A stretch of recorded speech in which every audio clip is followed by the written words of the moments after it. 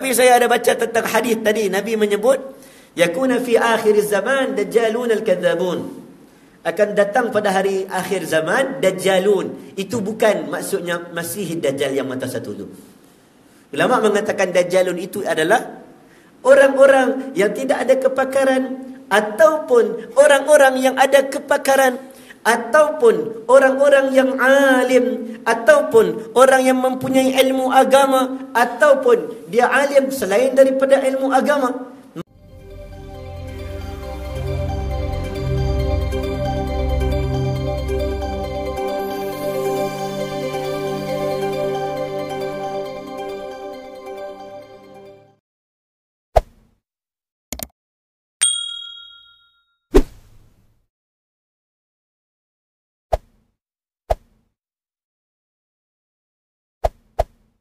Dulu orang pernah sebut. Sebab dia seolah mata satu. Dia masuk dalam rumah, dia timbulkan fitnah.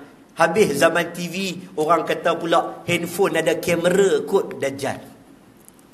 Ada yang pula kata kapal terbang, dia boleh pergi ke mana-mana, dia juga kemungkinan Dajjal.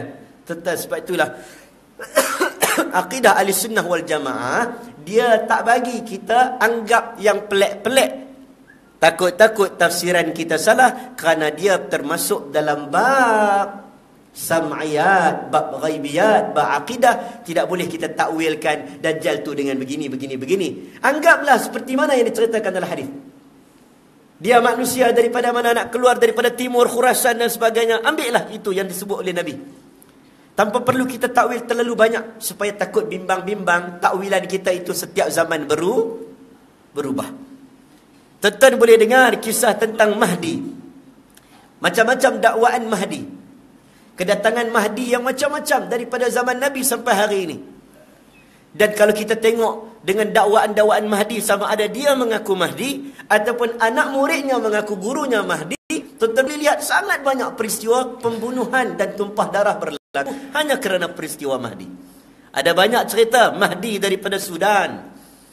Sehingga Syekh yang besar Al-Imam Ibn Khaldun dalam muqaddimahnya, Khaldun ni tokoh tamadun, dia sendiri pun boleh menyebut seolah-olah aku menyaksikan dia ini adalah orang yang benar. Cerita tentang Mahdi Muhammad bin Abdullah Al-Barbari, antara yang mengaku Mahdi zaman dia ada kerajaan. Cerita tentang macam mana dakwaan Mahdi pada dulu orang pergi haji, tuan-tuan, tahun 70-an dulu kan, yang rampasan pergi ambil merampas Hajarul Aswad. Cerita, ingat dulu. Abang lahir ke belum? Abang dengan saya siapa lagi tua? Abang umur berapa lah ni?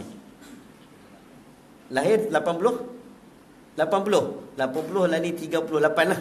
38. Ni tahun 70 dulu. Orang pergi haji lah. Ada yang mungkin haji-haji kat sini yang pernah pergi haji zaman dulu.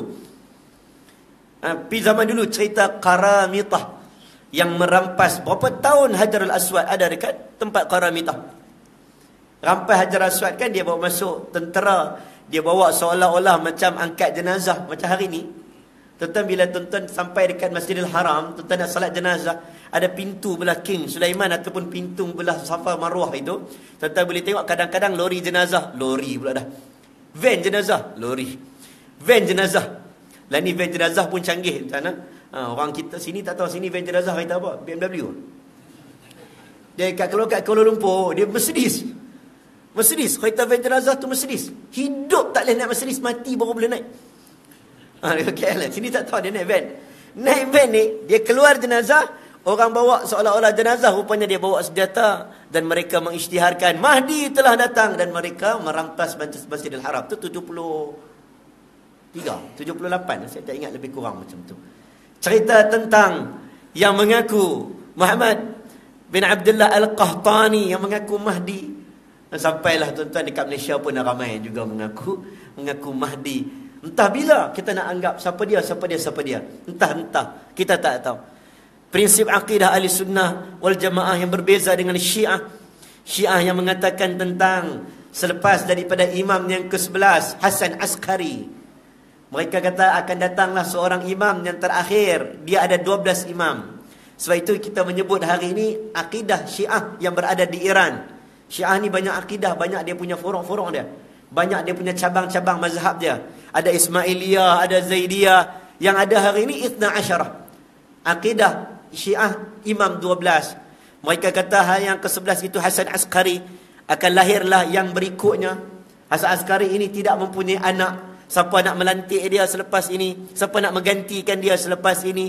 Akhirnya orang menakwilkan. Ini akidah mereka lah. Mengatakan bahawa anak Hasan Askari, Muhammad bin Hasan Askari, akan menjadi Mahdi yang ke-12 ini. Ini cerita-cerita takwilan. Sehinggalah datang akhir-akhir zaman tentang peristiwa-peristiwa yang besar. Kita pernah dengar tentang Dabbatul Ard. Betul tak? Binatang yang meletak. Ini cerita akhir zaman yang besar. Apa lagi? Matahari. Matahari terbit sebelah barat. Lagi apa lagi? Keluarnya Ya'jud wa Ma'jud. Keluarnya dukhan, api yang berada di bumi Arab. Lagi apa lagi? Datangnya Nabi Isa alaihissalam, Al-Masih. Kan? Cerita tentang Mahdi, cerita tentang Dajjal. Ini semua tanda-tanda besar akhir zaman. Tapi yang kita bimbang hari ini, kita duduk dalam akhir zaman, apa cabarannya? Apa yang kita nak tempuh? Zaman apa yang kita sedang duduk ini? Ada ataupun tidak hadis-hadis Nabi sebut tentang tanda-tanda itu dan kamu kena tempuh. Antaranya hadis yang masyhur dalam banyak-banyak. Contohnya Nabi pernah menyebut antalidal amatu rabbataha. Akhir zaman ini lahirnya anak-anak yang menjadi tuan bagi mak ayah dia. Contoh. Ini antara cabaran akhir zaman. Contoh yang pertama saya bagi contoh. Lahir anak-anak tuan-tuan. Anak jadi bos pada ayah. Pergi melencong. Muar ni orang selalu pergi jalan mana? Orang muar selalu pergi enjoy mana? Legoland. Mana? Ini muar. Mi Bandung. Mi Bandung muar. Duduk tepi sungai, tepi jambatan tu kan. Masjid Abu Bakar. Nak tangkap gambar. Hari ini kadang-kadang benda simple tapi orang tak perasan. Saya tak boleh terima. Saya suka nak terima. Saya suka nak terima. Tuan-tuan rasa tak ada masalah tak apa. Tapi saya tak boleh terima. Anak nak posing tepi sungai, suruh mak yang tua tolong tangkap gambar. Saya tak boleh terima benda tu. Walaupun simple. Contoh, duduk dalam rumah. Ayah kita dulu, apa yang dia nak makan, anak kena ikut dia makan. Hari ini ayah dan mak ikut cakap anak. Contoh. Tentang anak-anak yang tak balik kampung. Tuan-tuan duduk kat Bakri. Tuan-tuan datang semua senyum. Farid Mak Zain datang semua senyum. Assalamualaikum Ustaz. Jumpa muka comel semua. Kebanyakannya orang saya tak tahu lah orang mana. Tuan-tuan orang Banjar. Jawa. Oh semua geng-geng Bontrot ni kan. Tuan-tuan Bontrot. Tuan-tuan duduk dengan sini. Senyum-senyum belaka. Orang Jawanya orang baik-baik. Orang besar. Berkatan ini orang besar hati tuan-tuan. Budaya yang baik. Bagi hadiah. Tahadaw tahabu. Bagi hadiah ni mendatangkan kasih sayang. Tuan-tuan datang senyum-senyum. Tiba-tiba kita tak tahu. Mungkin celah-celah kita ada yang bersedih hati. Dia senyum datang masjid. Tiba-tiba dia datang jumpa kita. Dia kata, Ustaz, semua orang puji saya. Semua orang puji keluarga saya. Semua orang puji anak saya. Tapi sakit hati saya ni Ustaz. Anak saya tak balik tengok saya. Hanya Allah yang tahu. Kita tak tahu. Mungkin ada di celah-celah ada celah kita. Mungkin ada. Antalidal amatu rabbataha. Nabi memberitahu cabaran akhir zaman. Ketika mana apabila urusan yang sepatutnya diberi kepada orang yang bertanggungjawab boleh melaksanakan urusan. Tetapi diserahkan kepada orang yang tidak sepatutnya. Yang mana tidak mempunyai kedudukan, tidak mempunyai kepakaran memikul tanggungjawab dan amanah tersebut. Itu pun sebahagian daripada tanda akhir zaman. Semua orang pakat berani tampil ke depan. Macam mana Abu Dhar Al-Ghifari datang jumpa Nabi SAW. Ya Rasulullah, aku nak mengambil jawatan ini. Maka Nabi tak bagi dia ambil jawatan. Kerana Nabi tahu dia orang soleh. Lebih soleh daripada ramai sahabat Nabi yang Nabi pernah lantik dia jadi ketua. Dia orang soleh. Tetapi Nabi kata, jangan kau mengambil jawatan itu. Kerana aku tengok kau tak boleh pikul. Tapi dalam bab soleh, kau soleh. Sebab tuan-tuan dilihat pada kepakaran masing-masing. Seperti mana Nabi kata, yakuna fi akhir zaman dajjalun al-kadzabun. Dajjalun al-kadzabun. Dajjalun. Bahasa Arab kalau sebut dajjalun, dia bukan dajjal, bukan al-masih ad-dajjal. Kita akan baca doa.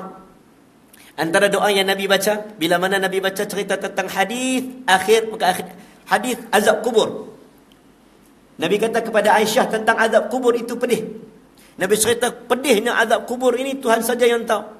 Jeritannya tidak didengari. Nabi duduk dengan sahabat Nabi. Nabi dengar bunyi jeritan yang kuat, keldai yang merengek begitu kuat. Sahabat Nabi tanya, ya Rasulullah, kenapa keldai ini bunyi begitu kuat? Nabi bagi tahu sesungguhnya mungkin dia mendengar apa yang telah dijeritkan daripada penghuni kubur ini. Maka Nabi SAW bagi tahu, kubur yang mana kamu saksikan ini, orang ni tak buat dosa besar pun, dia buat dosa kecil je. Salah satunya dia tidak menjaga cara menyucikan najisnya dengan betul, istibra' dengan betul.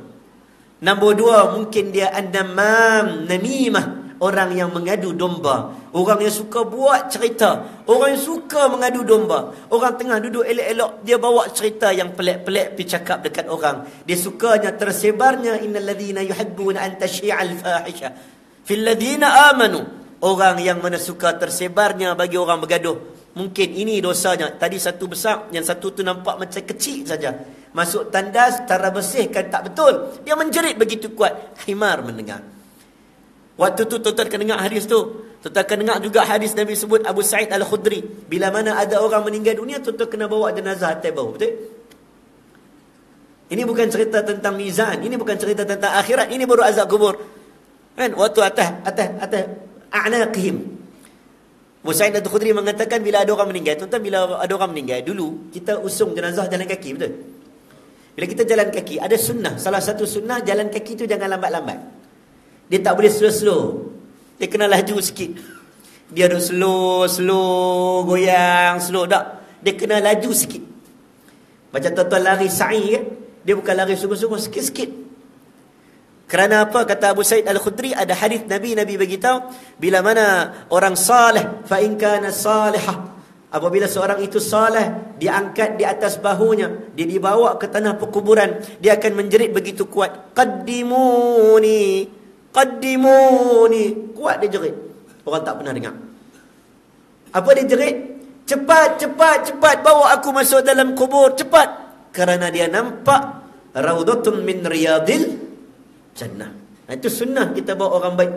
Sebab itu bila ada orang meninggal dunia, tuan-tuan, ramai-ramai meninggal dunia, contohlah masjid ni lah. Masjid ni ke masjid lain? Masjid ni lah, masjid lain. Saya marah orang masjid lain pula. Selalu ustaz-ustaz kata bukan masjid ni, masjid di Zimbabwe. Tak, saya kata masjid ni contoh. Kan? Kita kata masjid ni. Contohlah, contoh. Boleh ustaz no? Boleh no? Kena bom contohnya. Na'udzubillah min zalik lah. Yang selamat tak ada, semua bakat mati. Yang selamat saya dengan Tok Imam, dengan Tok Bilal, contohlah kan. Adalah you marah wakil seorang. Kan? Yang selamat itu dia akan pilih. Penggali kubur akan tanya, penggali kubur pun selamat. Dia akan pilih siapa nak ke bumi dulu. Nak bawa turun jenazah dulu. Dia akan berdasarkan kepada hadis ini. Hadis ini menerangkan bahawa orang yang paling baik di kalangan kamu yang akan turun ke dalam kubur dulu. Itu pun kita kena ikut giliran.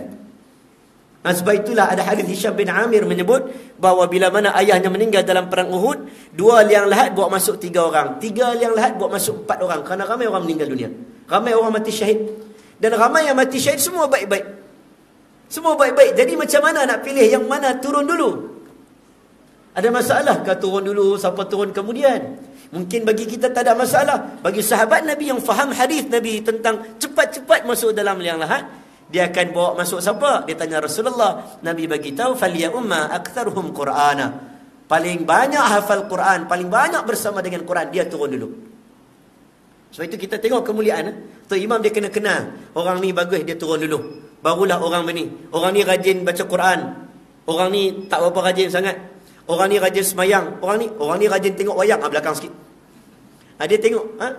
Cerita hadis ini mengabarkan orang yang tidak saleh, kata Abu Sa'id Al-Khudri, dia juga akan menjerit. Fa in kanat ghaira salihah, maka dia akan menjerit, ya wailaha aina yadhhabuna biha. Wahai ahli keluargaku, dia jerit begitu kuat. Ya wailaha, kuat dia jerit. Aina yadhhabuna biha, kemana engkau nak lempar diriku ini? Ahli keluarga yang angkat aku nak lempar ke mana? Kerana dia nampak hufratu min hufratin niran, dia nampak tu api neraka dalam kuburnya. Dia takut. Dia menjerit begitu kuat. Nabi mengatakan bahawa siapa pun tidak mendengar bunyi jeritan dia. Manusia tak mendengar, makhluk lain semua dengar. Kalaulah manusia mendengar la sa'qal insan, maka jatuh pingsanlah manusia dengar jeritan itu. Ini contoh. Nabi bagi tahu hadis tu, maka Nabi pun ajar satu doa. Kata Aisyah radhiyallahu anha, Nabi ajar doa yang Nabi tak putus-putus. Nabi kata, Allahumma inni, 4 benda kan? A'udzubika min azabi jahannam, wa a'udzubika min azabil qabri, wa a'udzubika min fitnatil mihya wal mamat, wa a'udzubika min fitnatil masih dajjal. Dajjal yang kita kata hari ini adalah dajjal yang kita kata mata satu. Tapi saya ada baca tentang hadis tadi, Nabi menyebut yakuna fi akhir zaman dajjalun al-kadzabun. Akan datang pada hari akhir zaman dajjalun. Itu bukan maksudnya masih dajjal yang mata satu tu. Ulama mengatakan dajjalun itu adalah orang-orang yang tidak ada kepakaran, ataupun orang-orang yang ada kepakaran, ataupun orang-orang yang alim, ataupun orang yang mempunyai ilmu agama, ataupun dia alim selain daripada ilmu agama. Mereka itu kadzabun, mereka mendustakan ilmu mereka. Mereka bagi orang pening kepala lagi. Mereka menghancurkan, menyesatkan manusia. Itu tanda akhir zaman. Keterangan-keterangan yang kita pun dengar pelik, maka itu tanda-tanda akhir zaman. Dajjaluna al-kadzabun. Itu tanda-tanda yang kita kena get ready. Kita duduk pada zaman tu ataupun tidak. Tuan rasa zaman tu ke tidak? Zaman tu ke tidak? Tuan dengar kerja kadang-kadang, macam tak pernah terima akal. Tapi benda tu ada atau tidak? Ada. Setiap zaman. Ini tanda-tanda cabaran kita. Nabi menyebut tentang bagaimana masjid dibina begitu indah, tetapi masjid itu tidak ada cahaya hidayah. Masjid dibina begitu indah tapi tidak ada cahaya hidayah. Masjid ni tuan-tuan cantik. Cantik boleh tak tuan-tuan nak beli lampu cendelia, tukar sikit lampu cendelia. Tuan-tuan bagi diri cantik, pasang lampu warna-warni macam dezuk. Tuan-tuan, Haji tahu dezuk? Haji tahu dezuk tu mana? Oh, tak tahu dezuk? Haji tak apa. Nanti kalau Haji nak lancar beli kepiah baru buat dekat dezuk. Kelak malam tak ada lah orang buat apa masjid macam dezuk kan. Tuan-tuan nak beli lampu cantik sikit, boleh tak? Boleh, tak ada masalah. Agama tak pernah larang. Dulu masjid kita tak ada aircon. Lah ni ada aircon. Kita pun tengok masjid aku ni apa lagi tak ada. Kita tengok masjid apa tak ada lagi tuan-tuan. Pengurusi ada apa-apa nak minta? Saya nak sebut sekarang pilihan raya sudah dekat. Sekarang boleh dapat. Tak betul tak? Benda bukan peli. Tapi memang betul tuan-tuan. Itu standard semua orang. Mana-mana pun. Tolong suarakan. Sebab ketika ini kita yang memerlukan. Kita yang tak ada apa-apa ini. Mereka tahu. Jadi kita boleh minta, tak ada masalah. Tuan-tuan nak pasang aircon, silakan. Tuan-tuan nak pasang kipas, silakan. Tapi Allah bagi tahu, Nabi bagi tahu, yang Nabi bimbang adalah yang diutamakan itu bukan imarah masjidnya, bercahaya dengan salatnya, dengan ibadahnya, dengan majlis ilmunya. Sebab itu ulama mengatakan, sebahagian ulama tambah-tambah ulama-ulama ahnaf mengatakan antara cahaya bagi masjid ada 4 benda. Yang pertama namanya ibadah. Masjid perlu ada ibadah. Tuan-tuan kena hidupkan suasana ibadah. Mudahkan orang datang buat ibadah. Kalaulah paip air dekat masjid ini rosak, kita pun usaha memudahkan buat paip air yang sesuai untuk orang ambil wuduk. Contohnya dalam perjalanan daripada sini, tempat ambil wuduk ke sini, mungkin agak licin bagi orang tua. Kita pun cuba selesaikan masalah untuk jadikan masjid kita ini mesra untuk orang-orang tua. Kan dulu kita langkah Haji, langkah tangga masjid dulu 3 langkah lompat sekali saja. Dulu zaman-zaman juara futsal dulu. Dulu tak main futsal lah. Sekarang ni dah sakit lutut kan. Sakit go out. Kan? Gout. Dah sakit gout dah. Kita mudahkan. Ada sebahagian orang kita letakkan tempat yang sesuai dia nak ambil wuduk. Maksudnya masjid mesra ibadah. Dia kena mesra ibadah.